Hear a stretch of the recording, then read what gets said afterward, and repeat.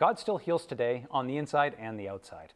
What usually gets us off kilter is we love to pray according to our own fleshly needs. So whenever something goes bad in our body, we just want God to fix it. Well, maybe God's allowing something to happen in our lives so that we can be a testimony to somebody else. And so I want to encourage you to pray for healing, but then to also realize that God may allow you to go through a tough season so that you can A, grow in your wisdom, B, that you can grow in your patience, and C, maybe you need to go through something so that you can help somebody else go through that same thing. And so while we continue to pray for physical healing, understand that God might have a purpose for a time for us to be infirmed or in difficult position. And so therefore, if we understand that is what He's doing, embrace it. The next thing is this. Oftentimes, many people will come to faith, but only go so far in their faith. I got to encourage you that Jesus wants to come into our entire heart. He wants to transform our whole life. And it is a very vulnerable experience for someone to open your whole heart up to God. But I encourage you to let Him in.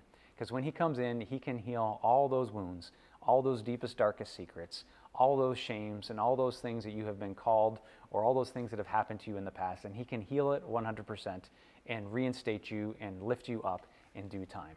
So I encourage you that I think that the Lord is more interested in healing our soul than our body. He's allowed countless disciples to go to the flames for the sake of the gospel. Though He is concerned about our well-being, ultimately heaven is the ultimate reality. And so I want to encourage you today to let the Lord in, let Him heal your heart. You need to be set free. You need to be empowered. You need to be set on purpose onto this world. And I encourage you to let the Lord in.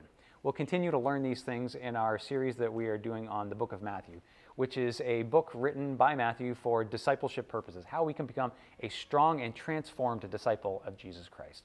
So you can follow us on our Sunday mornings as we go through this book, and then you too can be transformed and you too can be healed.